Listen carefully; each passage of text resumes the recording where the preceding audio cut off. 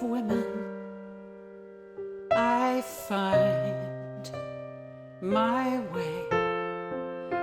We swim against the current, paddle with emotion, climb the highest mountains, we know our way. In the company of women, we are divine, like the beacon of a lighthouse, a pathway through the ferns, marching with our sisters. There's so much to learn. I can hear you calling,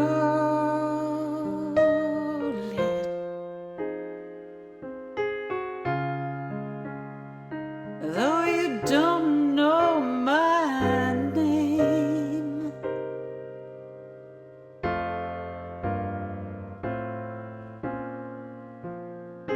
I am not afraid of falling. I'm not afraid. I will be brave.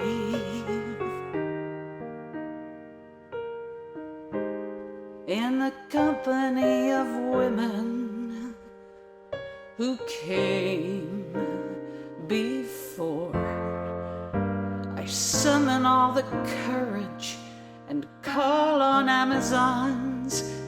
Come and stand united, fearless and strong.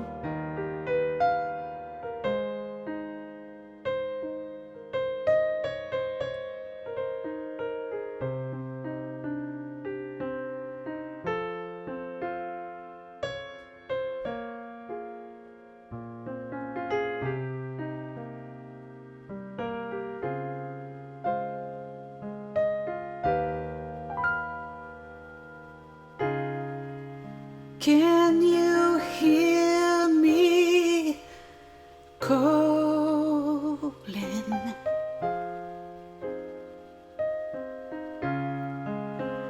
Though I don't know your name,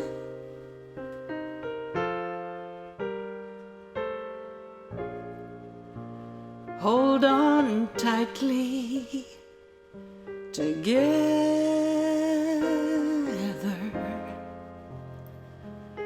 We will not be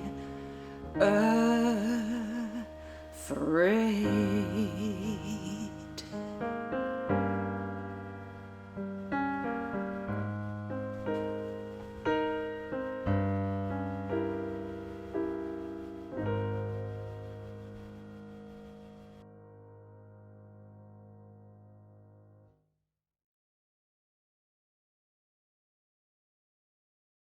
Nice Well, song. hello, Holly. Hi, Lucie. Did you That's a like- lovely song. When did you write that? I wrote that last year when we were going through just so darn much. So And, darn much. So darn much. I'm just trying to... There we are, I think. There. So where are you today, Ms. Holly? I'd like to introduce everyone to the wonderful and one and only Holly Neer. Hi, honey. Hi. It's lovely to see you this way. It would be more fun to be in your living room, but there's something about this new technology where we've actually probably seen each other more than if we had to count on driving 3,000 miles, you know? That's true. That's really true. So I think post-COVID, the pandemic, which I don't think is going to be tomorrow, by the way, I think we'll keep some of these things we've learned while we were in isolation or trying to do art in different ways. It'll be interesting to see what we keep and what we toss out over time. Yeah. But that's and one of the pictures towards the end was with me and Barbara Lee, who is the congresswoman from Oakland, California. I've been during the presidential election. I worked mostly with a group that she was heading up to try to get women of color into Congress and Senate. if I just felt like it was more hands-on for me than, and I felt like towards the end, it had already been decided who was going to be the Democratic candidate, so I didn't really need to work on that.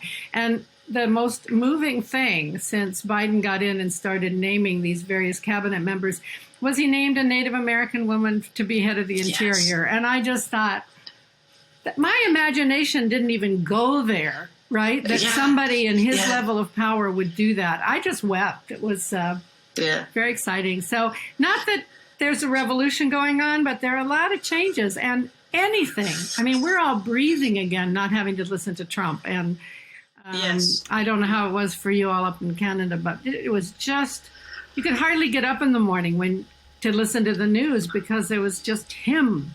You didn't learn about what was going on anywhere else. And it was just awful. Yeah. And here too. I mean, of course you had Trumpers even here. But I had written a song called We Are Magnificent. Got to get this son of a gun out of our house. People, we are magnificent.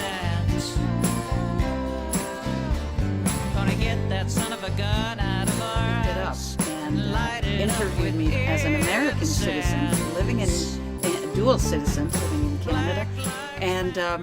And so they really kind of liked my take on that, with all the sage in the video, all the smoke is going, So, but it was kind of an interesting take. And I had a song that happened after Trump got elected.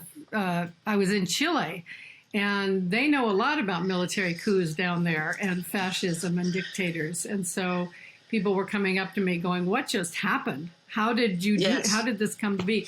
So it's on my last recording, I think. It's called Coup d'etat.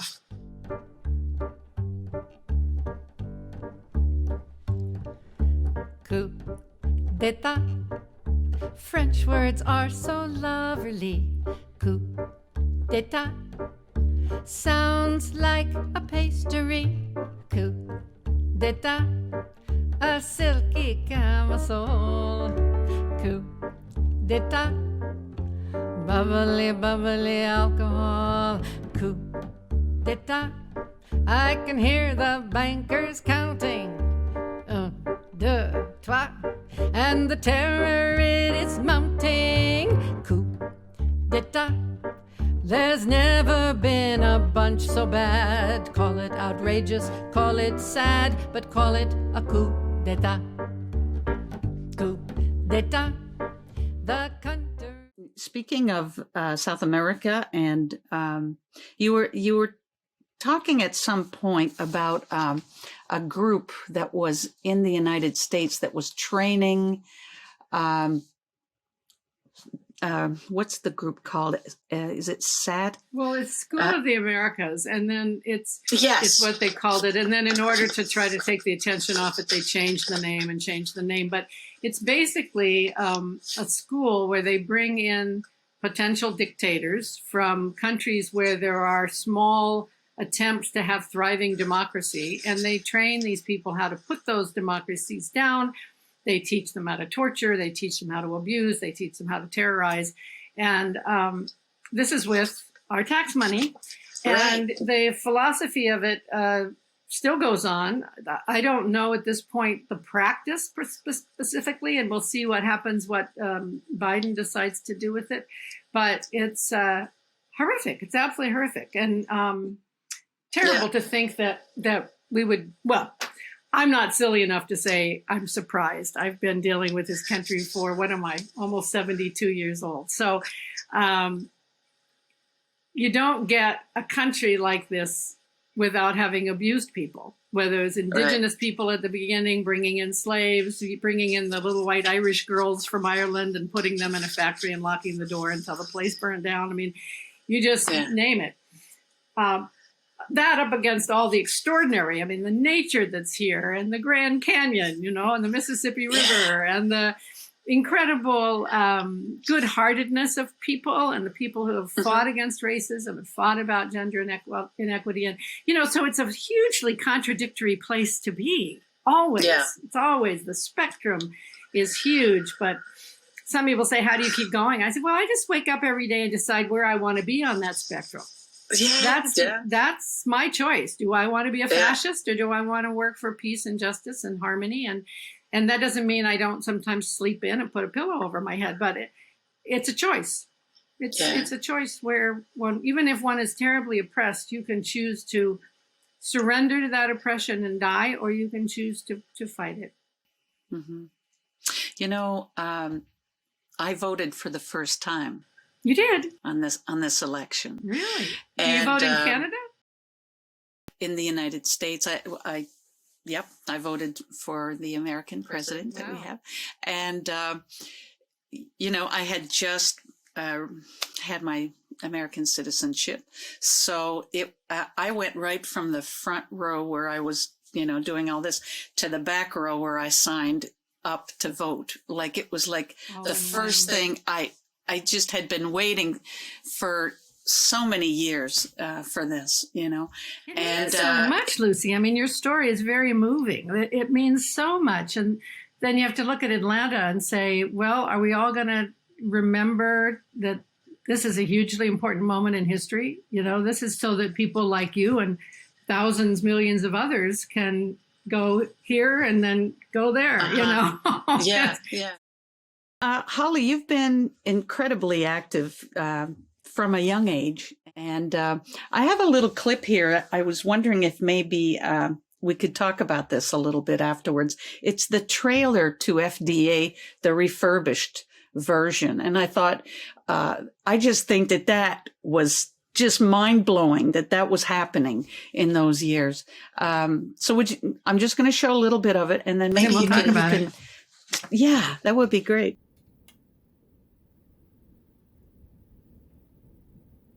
Was passed in a beautiful sunshiny afternoon here on the Mekong River Delta, where elements of the 101st Airborne tangle with the crack North Vietnamese 7th Regiment, both teams undefeated and untied so far this season. There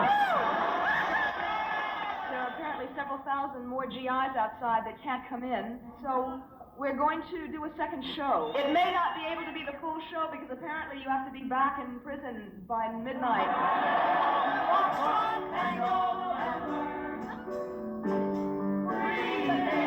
They want you to be a little robot. They wind you up and they want you to do the job that you're supposed to do. They don't want you to be an individual. Service won't let you question because they don't have an answer. Captain, I have a dream. I have a dream, a big dream. A dream of democracy. That's my dream.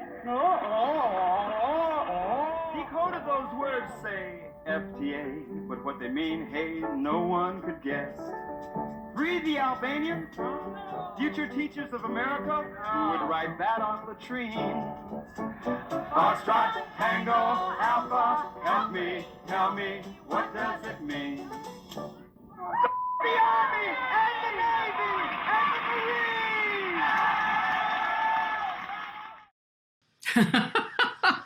Well, that was something. Yeah, the film itself didn't roll. It was jerky where I was watching, but I heard the sound. Yeah. Okay. But all right. That was an amazing thing, Lucie. That was 1971.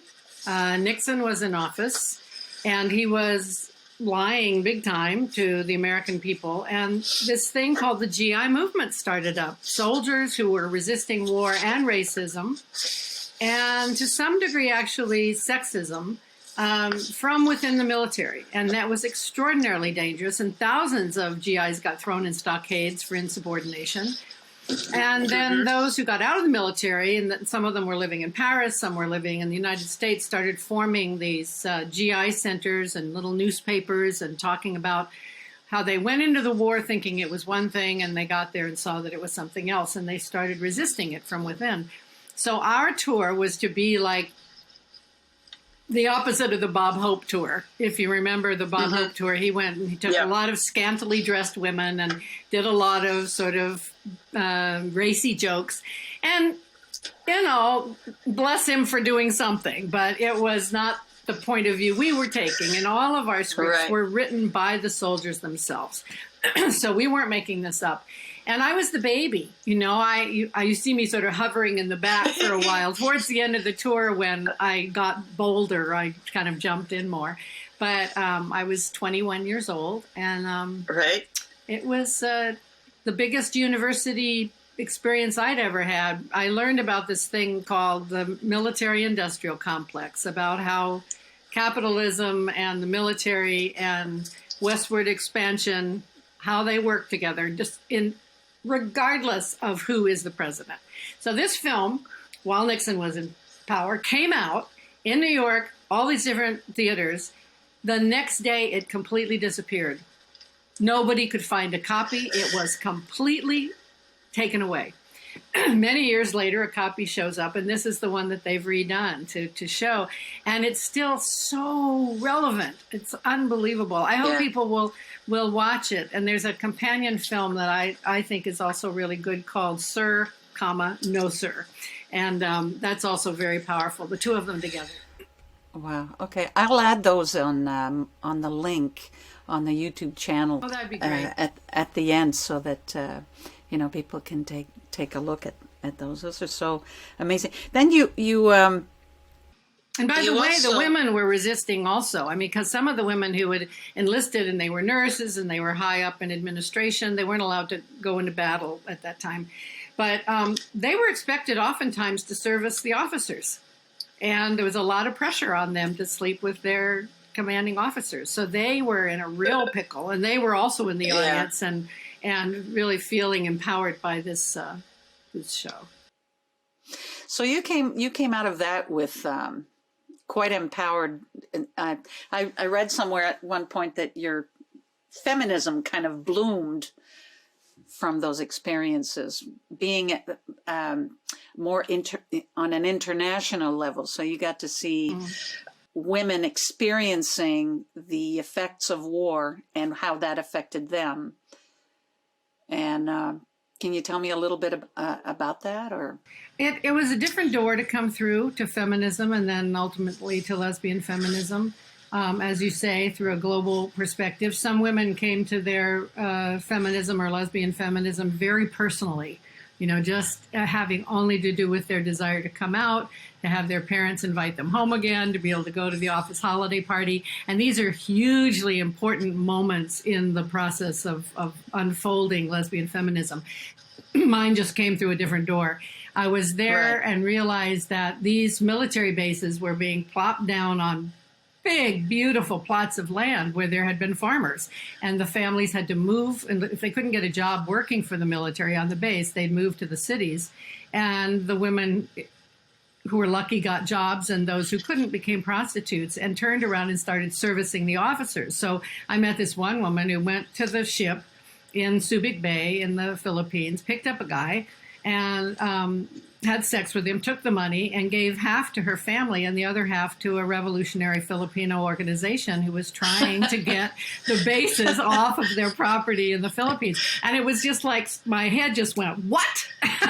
What are you doing? You can organize from any place, anywhere, anytime. And then meeting these very, very shy, conservative Midwestern women who had gone into the military as nurses or whatever, and they were not shy anymore. They were just exploding with rage about the way they were being treated. So I just realized while I was there that this thing comes and lands on top of people. It lands on with commissaries and with taking up land and housing and destroying farms and destroying the economy, as well as dropping bombs and chemical warfare. There was lots of different ways in which an invasion takes place.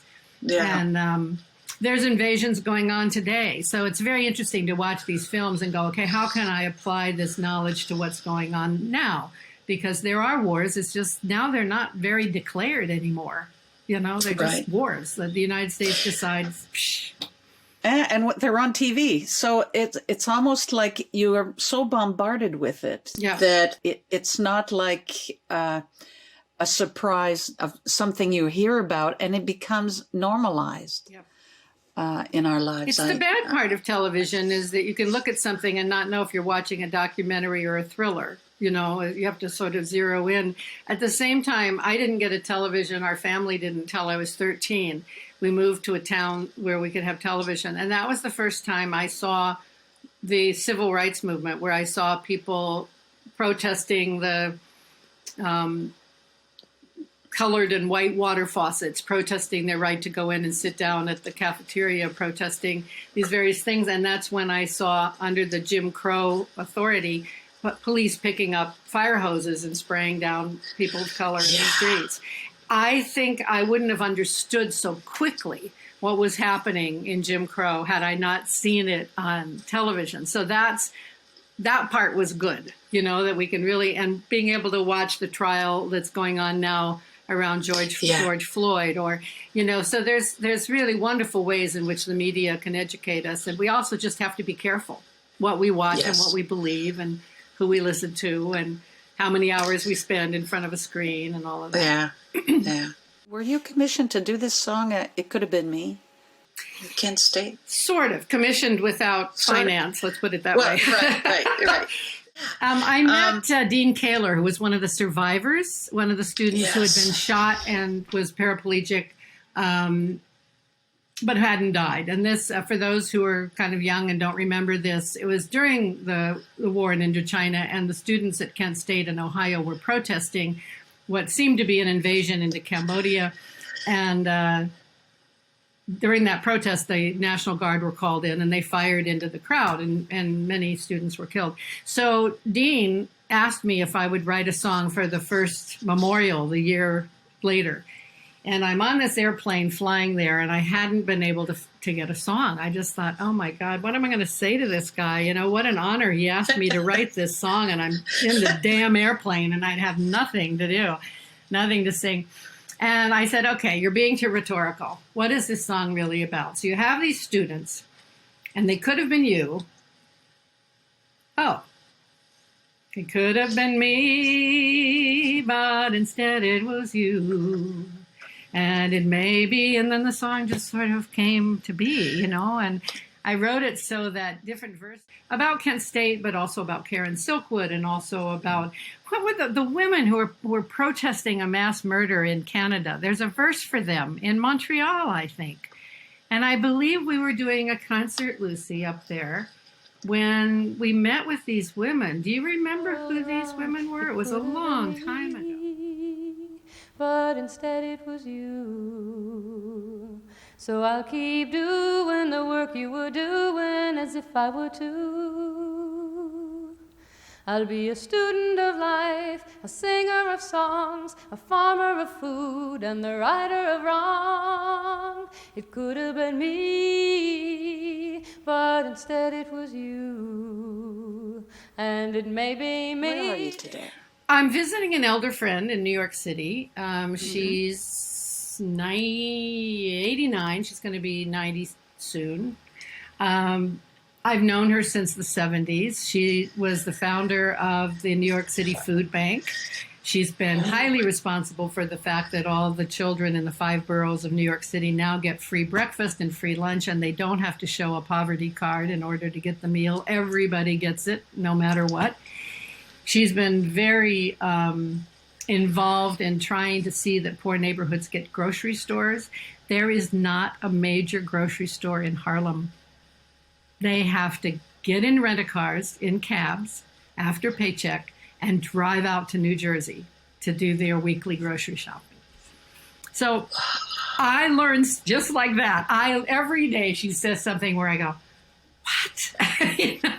So it's been really extraordinary to stay with her over these last 40 to now years. I just have learned so much from her, and I'm really inspired by her activism. So that's where I am. I'm just doing a little visit, and we're all vaccinated, so we have a little pod here where we had lunch with Donna Coronas the other day. She was Ronnie Gilbert's partner.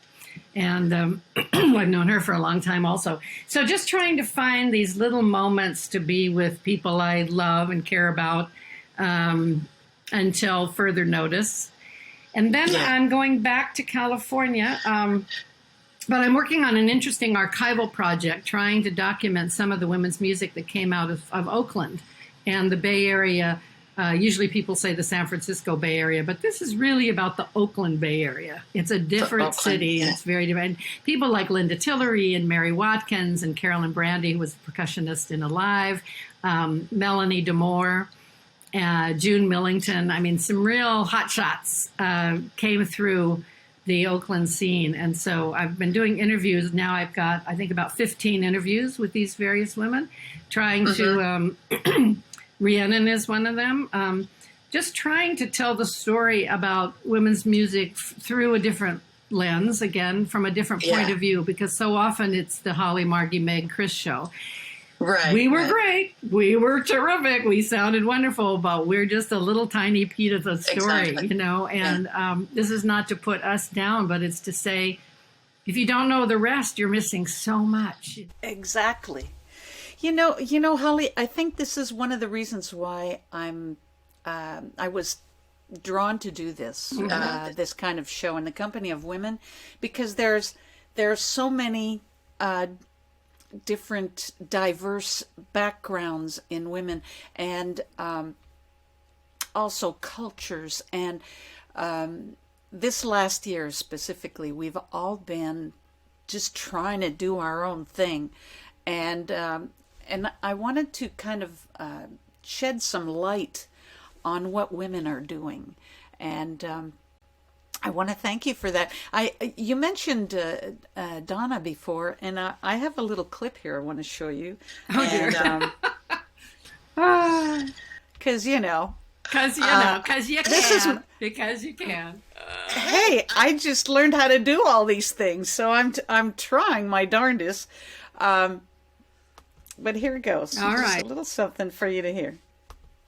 Instruments and voices, and then there was this voice that just right over the top, and I just you know, and I'll never forget that. Now I went home, and I would stand in front of the mirror and I'd go singing the top of my lungs along to these songs. Do it. And I know that now when I stand on stage, I have a certain stance that I know some of it is mine. But some of it was certainly because there was this woman named Ronnie Gilbert who gave a whole lot of women singers permission to throw their head back and sing at the top of their lungs.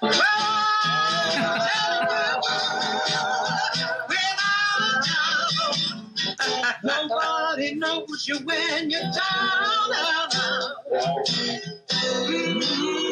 Nobody knows you. Oh, when you're down. Oh, there's Lee Hayes. And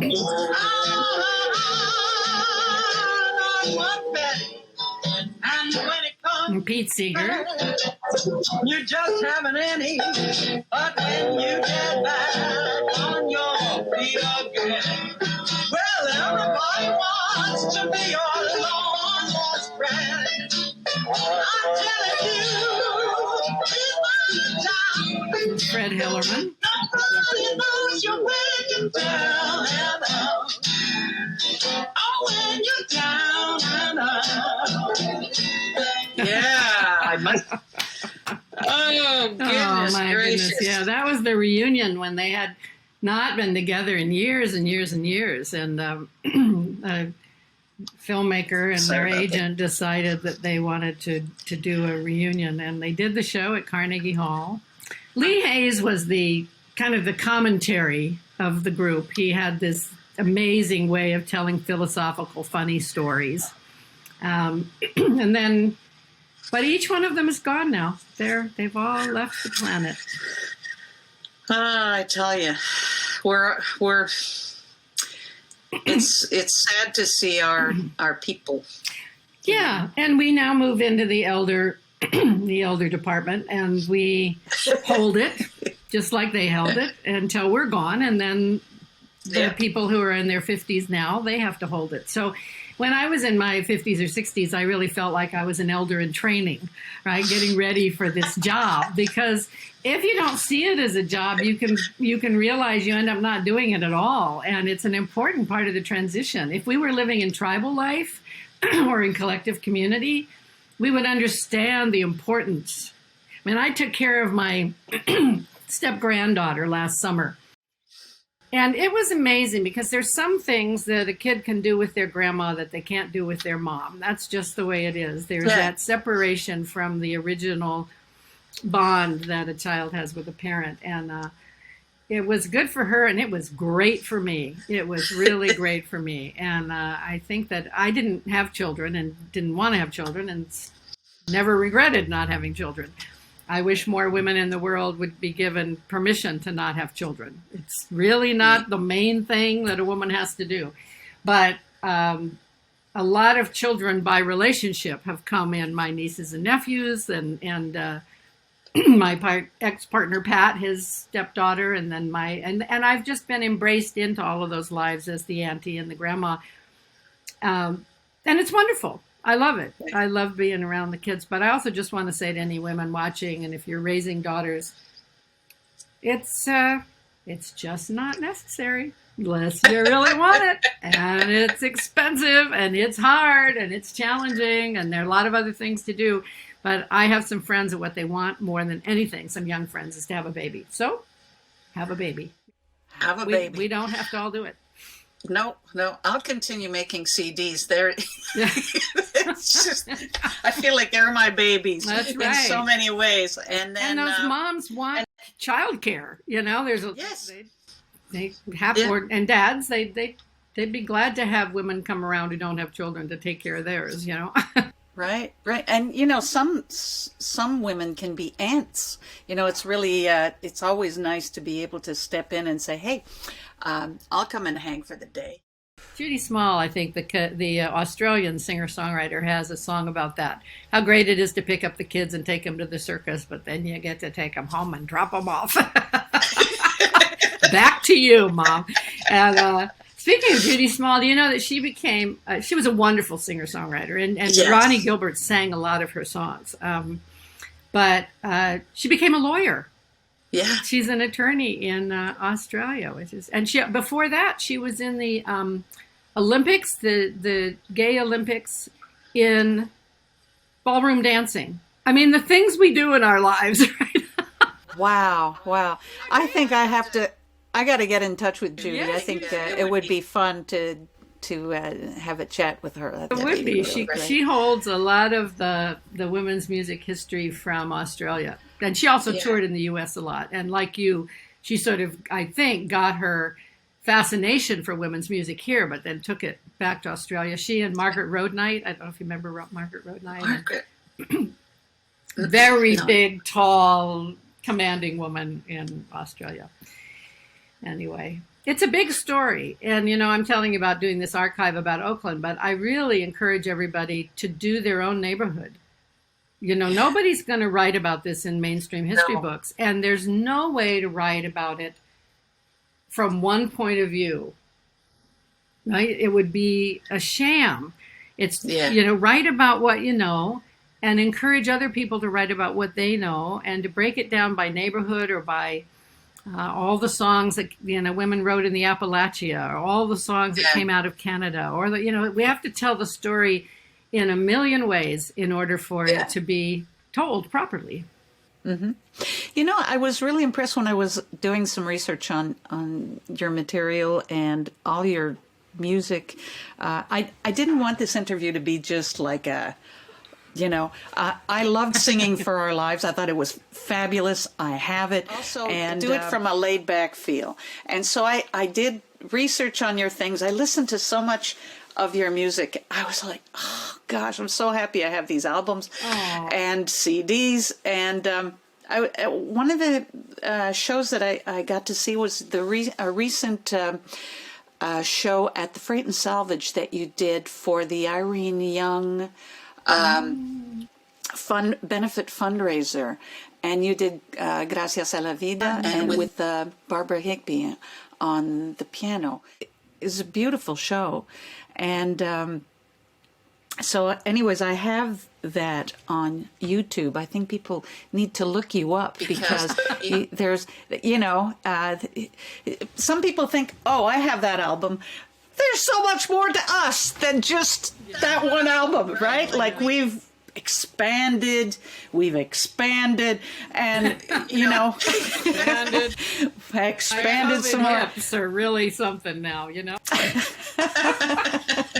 hair and helps, you know. And our hair. That's right. I haven't had a haircut in quite some time. But, you know, it's true. And there's a lot of things that, like Teresa Trull, extraordinary singer. Speaking of hips, she's got a great song called By the Sway of Her Hips, which is just a knockout. That's when I spied a young woman. She was wrapped in white linen.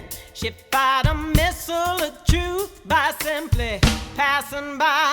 It was the sway of her hips, sway of her hips. Ooh, sway of her. If they wrote a good song you like, they're probably still doing some interesting things in their life. Yes. I like your style, Lucie. I think it's very relaxed and chatty, and I'm enjoying myself. All right. I'm glad you're enjoying yourself. I just want to thank you so much. And I didn't know if you had a song that you wanted us to go out on, because I have a few songs that I just love of yours. I Am Willing being one of them. That just, you know, I played that a lot last year when I was doing, I've been doing live stream shows from Nova Scotia here. And that's a song that I had written to you to ask permission to play some of your music. Absolutely. And because I have a record player. So I would do a live stream in our little pub, because we bought a guest house here in Nova Scotia. So we have a really big house, and the pub has a lot of women's music records. And so I would do live streams, and I would play, you know, Ginny Clemens, or I would play something from Teresa Dell, or, you know, I to go back to playing the LPs. Yeah, that's how we did it, right? We lugged those things around. And I remember Jeff Langley and I, my first piano player, and we were taking Greyhound buses and carrying these lugs of records, you know, to sell to people. Well, I would tear out Goldenrod for showing up, right? What? God bless Goldenrod for showing up with all those boxes as we advanced in our careers. Well, Goldenrod is still functioning. I hope you go to their website. They've got so many films and DVDs and books and recordings and all of that. They really are the keeper for so many of us. But I think that the CDs made it, and cassettes made it a lot easier for people to tour and not have to worry about leaving those records out in the sun or something like that. Yeah, you know. Yeah, but it was good. We started something when it was hard. We started something before there was social media. We started it before there were cassettes. We started it before there was scanning or streaming or cell phones. And we had to do everything on a mimeograph machine. We had to go hang up all our posters. I would tear out the page in the yellow pages when I would travel somewhere and send it back to my parents, who were helping me with the records. And they'd write a little note to the record store saying, Holly was just there. If anybody comes in asking for records, this is where you can have them order them. I mean, it was really hand to mouth kind of work, you know. And I think it's important to remember that, because this generation now, what they're doing is going to 40 years from now is going to seem as archaic as what we did. But they've got to do it. It's how you move the train along, you know, you got to do it. So, and if people say, well, I don't know how to do it. We didn't know how. It's a good thing we didn't know how, or we wouldn't have done it. We would have said, oh, this is too hard. Right, we would have gone, oh, no. Can't do this. That's, you know? Woo! But when I do want to mention to the viewers that there is a huge difference between downloads of MP3s and the CDs, and of course the albums. But the CDs, we do spend quite a bit of money trying to make the albums, to make them sound for audiophiles, just the most wonderful quality. And we find the right musicians for the songs. We have the right producers, and we want to hear those strings. We want to hear it. We want to feel that string. And what happens with MP3s, as wonderful as they are, is that it's a really compressed sound.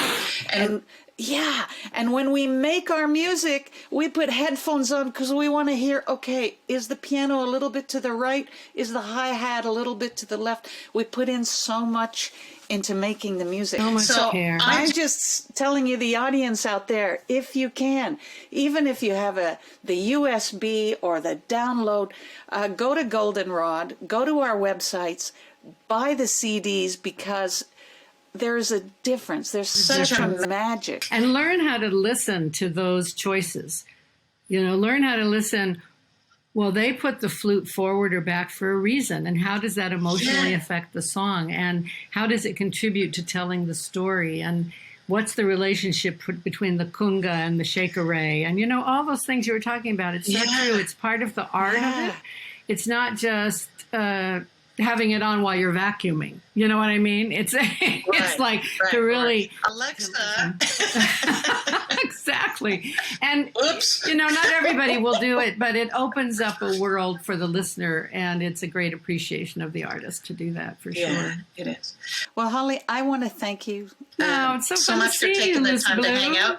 And I also want to thank Cameron for sending this out. He weaved this. He's in Fairfax, Vermont, and he weaved this, and it's just beautiful. Cameron, thank you so much for that.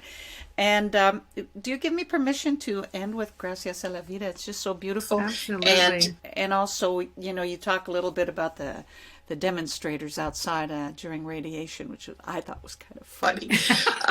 I did. I had cancer, and I had radiation. I didn't have to do chemo like so many. But I would tease my radiation experts all the time by saying, there's a big crowd outside the hospital. And they would go, what's going on? It's, well, they're protesting radioactivity, which of course is a different thing than radiation on your body. But they liked being teased, and we had some good conversations. But this thing that Irene put together was to try to have artists all donate a song or whatever song she wanted to raise money for some cancer projects. And Gracias A La Vida was written by Violeta Parra from Chile. And it says, thanks to life for giving me so much, for giving me an alphabet so that I can write, for giving me ears so that I can hear you, for giving, it's a really beautiful poem. And you can go on to the website and ask for the English translation of the Spanish lyric if you'd like, because it's lovely. It's wonderful. Really lovely. Gracias a la vida que me ha dado tanto, me dio dos luceros que cuando los abro perfecto distingo lo negro del blanco, y en el alto cielo su fondo estrellado, y en las multitudes un amigo que yo amo. Gracias a la vida que me ha dado tanto, me ha dado el sonido y el abecedario, con él las palabras que pienso y declaro, madre, amiga, hermana y luz alumbrando, y en la ruta del alma del que estoy amando. Gracias a la vida que me ha dado tanto, me ha dado el oído que en todo su ancho graba noche y día, ríos y canarios, martillos, turbinas, ladridos, chubascos y la voz tan tierna de mi bien amado. Gracias a la vida que me ha dado tanto, me dio el corazón que agita su marco cuando veo el fruto del cerebro humano, cuando miro al bueno tan lejos del malo, cuando miro el fondo de tus ojos. That I wanted to start practice breast exam project thing. I do remember that, and I thought, what an interesting thing for her to do. You know, link too, so everybody could see it. Different sizes and colors, gravity levels, different kinds of nipples. I learned about all the different kind of breasts when I went to Michigan Women's Music Festival. It's terrible to live in a society where breasts are so shamed that you don't know what your own body looks like until you go hang out with radical dykes or walking around without their shirts on. So. And bums.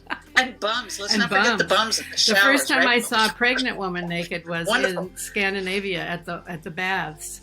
You know, they have these hot baths there that you can go to. I think it was in Denmark or something. I was traveling with May Christian, and I remember going into this place, and there was a really big-bellied woman, and I thought, how did I come to be like 24 years old and never see a pregnant woman? There's something wrong with that, right? Yeah. My mother was very modest. So. Well, your parents were wonderful. So you're doing good. That's the good news. You're doing well. I'm 5 years clean from my cancer, and we'll just keep trucking along in that direction. Well, you do just that, Miss Holly. It's so great to see you, and hello to whoever you are out there in the wild and woolly virtual world. It's been nice hanging out with you, even if I don't know how you're there and who you are and how you look and what you're eating, what you're wearing. And my special thanks to my sweet wife, Pat. Hi, Pat. Pat is here, and Thank you. She's next to the camera. So if you want to write to in the Company of Womyn, women with a Y, at gmail.com. I'll put all that in the links.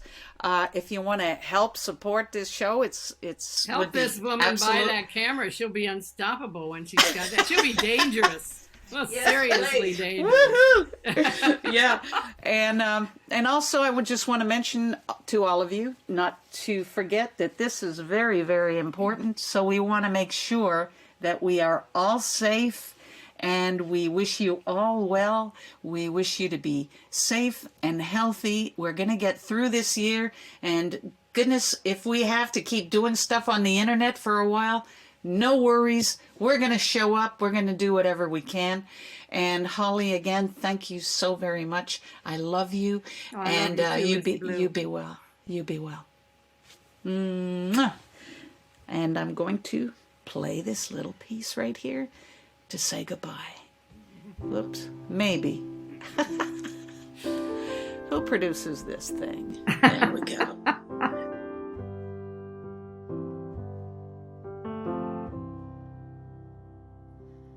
I am open and I am willing, for to be hopeless would seem so strange. It dishonors those who go before us, so lift me up to the light of change. There is a hurting in my family, and there is sorrow in my town. There is a panic all across the nation, and there is wailing the whole world round. But I am open and I am willing, for to be hopeless would seem so strange. It dishonors those who go before us, so lift me